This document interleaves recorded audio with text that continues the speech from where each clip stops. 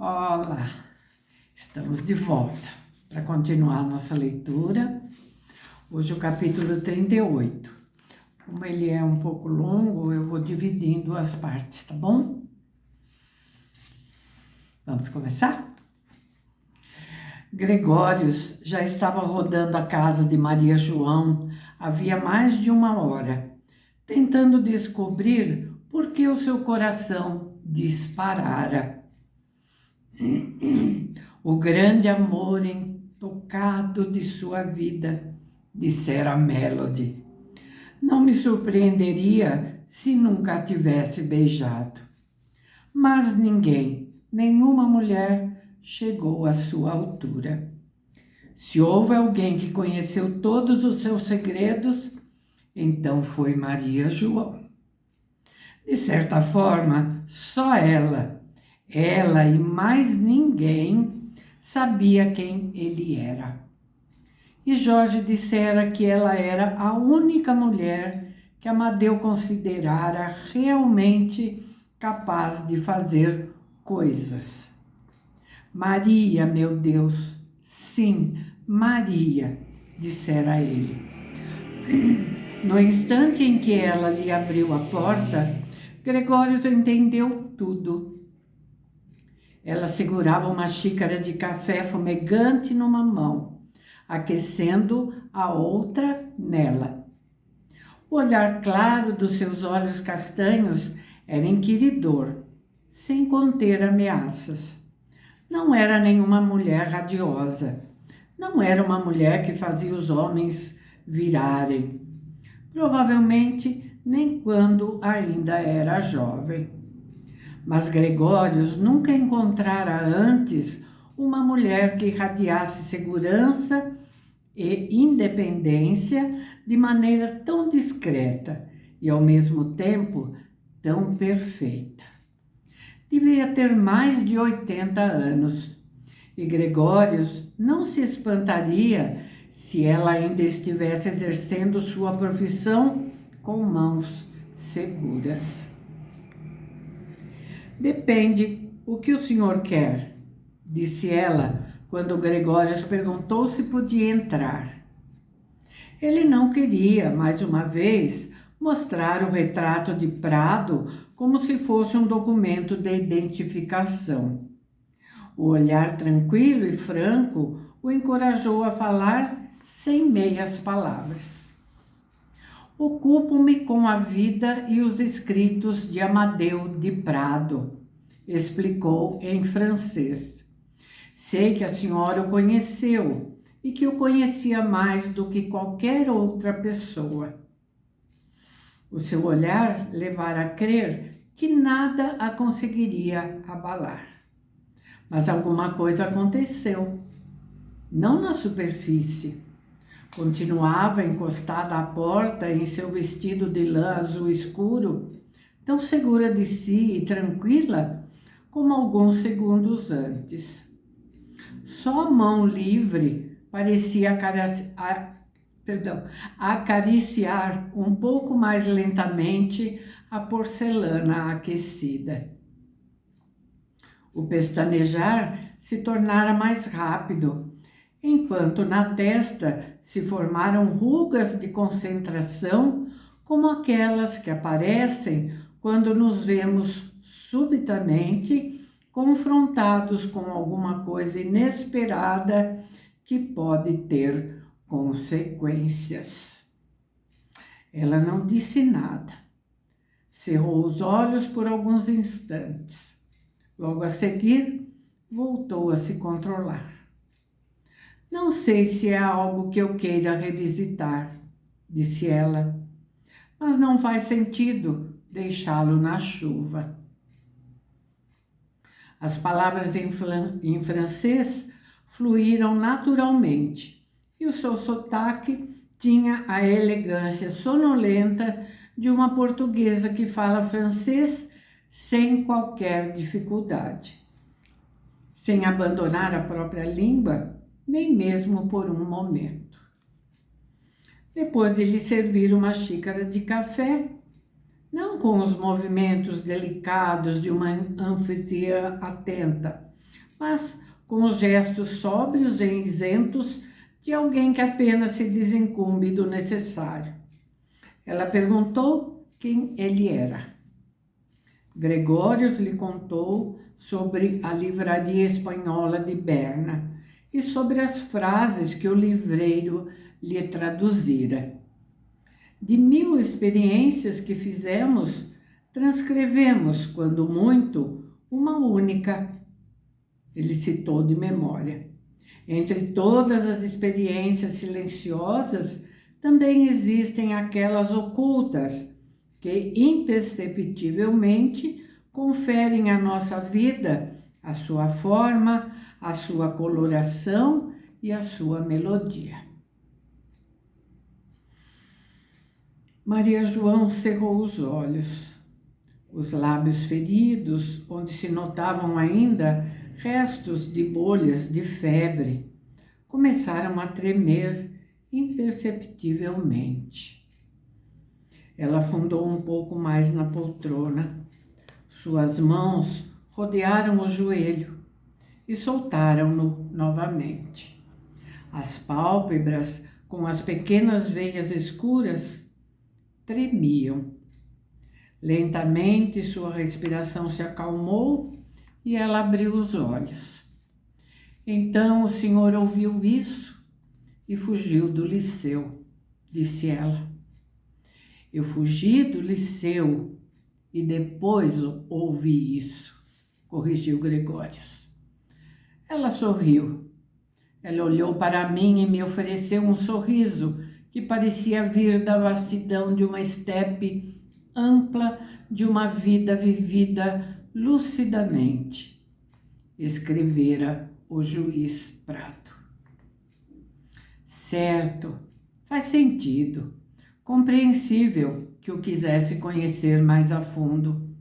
Como chegou até mim?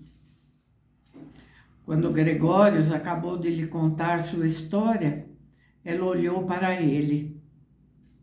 Eu não sabia nada do livro. Quero vê-lo. Abriu-o, olhou para o retrato e foi como se uma força de gravidade dobrada a empurrasse para dentro da poltrona. Os globos oculares se moviam freneticamente por detrás das pálpebras raiadas de minúsculas veias, quase transparentes. Ela respirou fundo, abriu os olhos e fitou a imagem. Lentamente, passou a mão enrugada pelo papel, uma vez, depois outra. Em seguida, apoiou as mãos nos joelhos, ergueu-se e saiu da sala, sem dizer uma única palavra. Gregório pegou o livro e observou o retrato. Pensou naquele momento em que o vira pela primeira vez, sentado no café na Bubenbergplatz. Pensou na voz de Prado no velho gravador de Adriana. Então, acabei voltando para o passado, disse Maria João, quando voltou a sentar na poltrona. Perdão. Quando se trata da alma, há muito pouco que conseguimos controlar. Ele costumava dizer. Seu rosto estava mais controlado e ela penteara o cabelo que havia caído no rosto. Pediu para ver o livro novamente e observou o retrato. Amadeu. Em sua boca, o nome soava bem diferente do que com os outros, como se fosse outro nome, completamente diferente, que jamais pudesse pertencer ao mesmo homem. Ele sempre era tão pálido e silencioso, tão terrivelmente pálido e silencioso. Talvez o fosse por se identificar tanto com a linguagem. Eu nunca pude, nem quis, admitir que nunca mais iria ouvir palavras ditas por ele. Nunca mais. O sangue da veia arrebentada arrastou todas as palavras. Todas.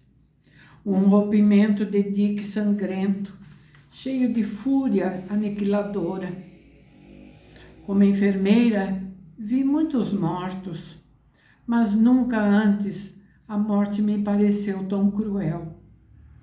Algo que simplesmente não deveria ter acontecido. Algo absolutamente insuportável. Insuportável. Apesar do barulho do trânsito lá fora, a sala estava mergulhada em silêncio. Vejo-o à minha frente no dia em que veio com o laudo do hospital na mão, um daqueles envelopes pardos. Tinha ido se consultar por causa das dores de cabeça lancinantes e tonturas. Tinha medo de que pudesse ser um tumor. Angiografia, contraste, nada, só um aneurisma. Com isso, pode chegar aos 100 anos, dissera o neurologista. Mas Amadeu estava lívido. Pode arrebentar a qualquer momento, a qualquer momento. Como vou viver com uma bomba relógio na minha cabeça? Perguntou. Gregórios contou que ele chegou a tirar o mapa do cérebro da parede. Eu sei, foi a primeira coisa que ele fez. E só quem sabe da admiração restrita que ele tinha pelo cérebro humano e pelas suas insondáveis capacidades, pode avaliar o que aquilo significou para ele. Uma prova da existência de Deus, costumava dizer. É de fato uma prova da existência de Deus. Começou então para ele uma vida em que tentava afastar todo e qualquer pensamento relacionado ao cérebro. Qualquer quadro clínico que de algum modo, ainda que remotamente, estivesse relacionado ao cérebro, ele encaminhava imediatamente para algum colega especialista. Gregório se lembrou do grande livro sobre o cérebro no quarto de Prado, em cima, num monte de livros. O cérebro, sempre o cérebro, ouviu Adriana dizer. Por que você nunca disse nada? Ninguém, a não ser eu, sabia da situação. Nem Adriana, nem mesmo Jorge. O orgulho era quase imperceptível, mas estava lá. Mais tarde, só muito raramente, falamos do assunto, e nunca durante muito tempo. Não havia muito o que dizer, mas a ameaça de uma inundação sangrenta na sua cabeça pairou como uma sombra sobre os últimos 7 anos de sua vida.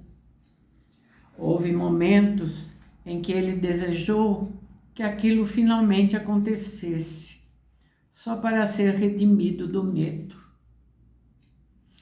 Ela olhou para Gregórios. Venha, conduziu-o até a cozinha.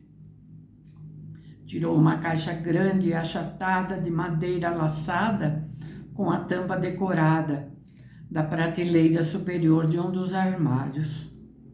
Sentaram-se à mesa da cozinha. Algumas das suas anotações nasceram na minha cozinha. Era outra cozinha, mas foi nessa mesa. As coisas que escrevo aqui são as mais perigosas, ele dizia. Não queria falar sobre elas.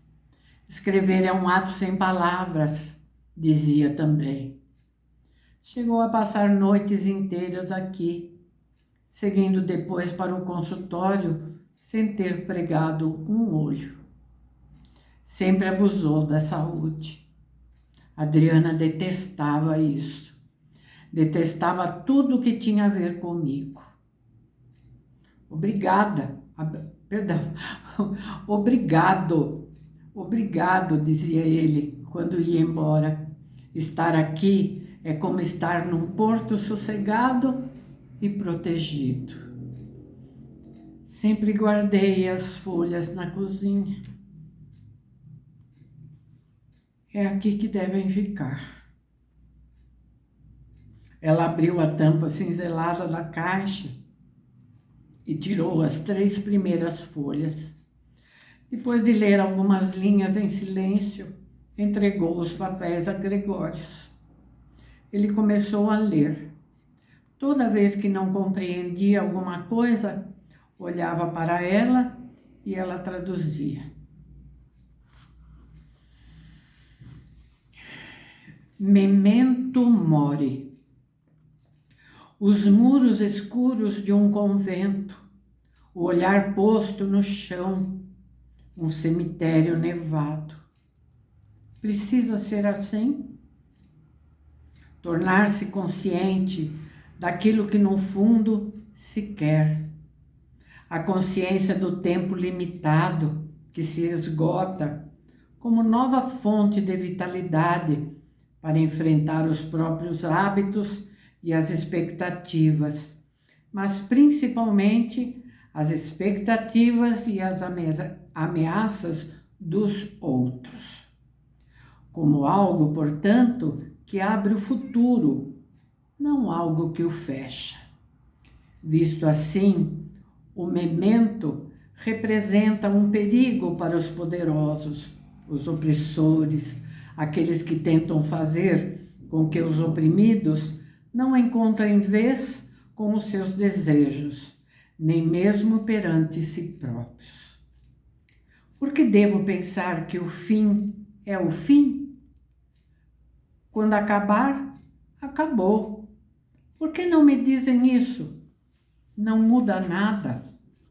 Qual é a resposta? Não desperdice o tempo. Transforme-o em algo valioso. Mas o que significa valioso?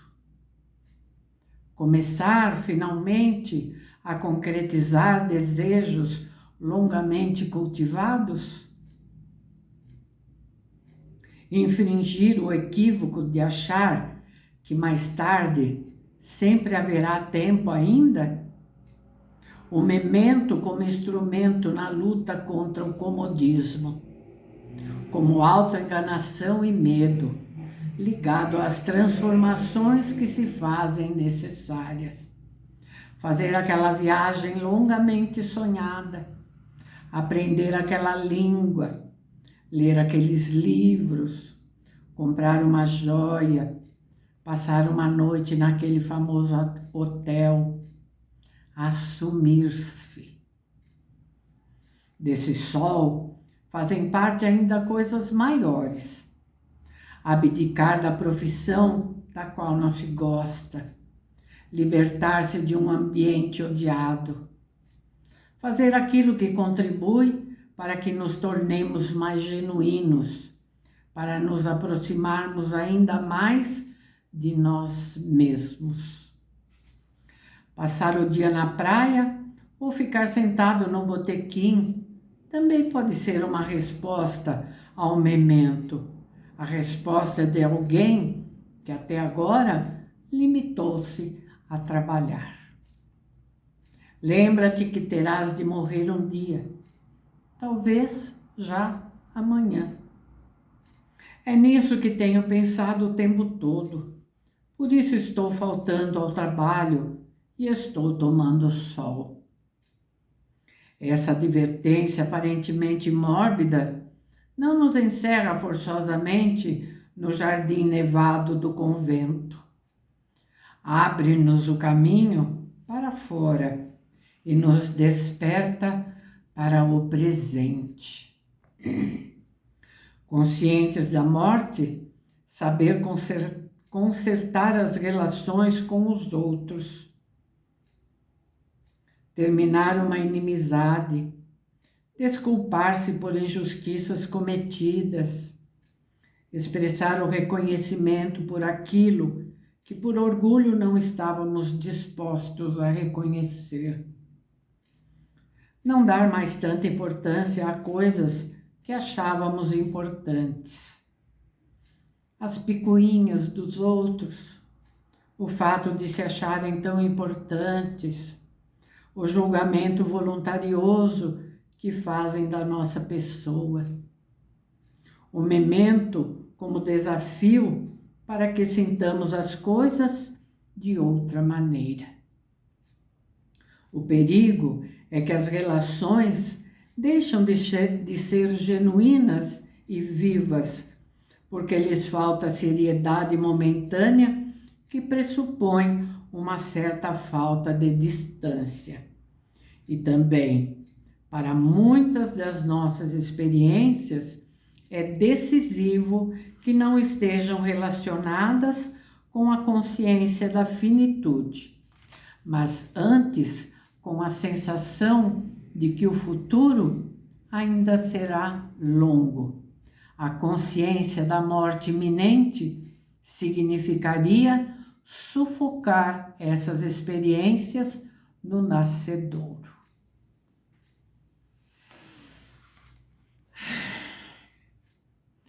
O capítulo continua, mas eu vou parar por aqui, tá? Porque ainda temos 3 folhas dele, então não dá para ler tudo de uma vez só.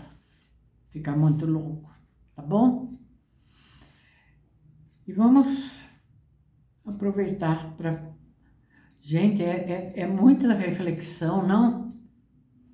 É muita reflexão. Dá muito o que pensar. Tá bom, gente. Até amanhã, então, tá? Mais uma vez, agradeço a presença de vocês aqui, tá bom? E se você tá aqui de passagem, que ainda não é inscrito no canal, dá uma olhadinha na nossa playlist, tá? Se inscreve. De graça, né? Quem sabe você se interessa por algum dos livros e começa a nos seguir. Tá bom? E você que já nos segue, que está acompanhando a leitura, não esquece de deixar o seu like. E se quiser, deixar também o seu comentário. Tá bom? Tchauzinho, até amanhã. Sempre divulgando o canal, tá bom?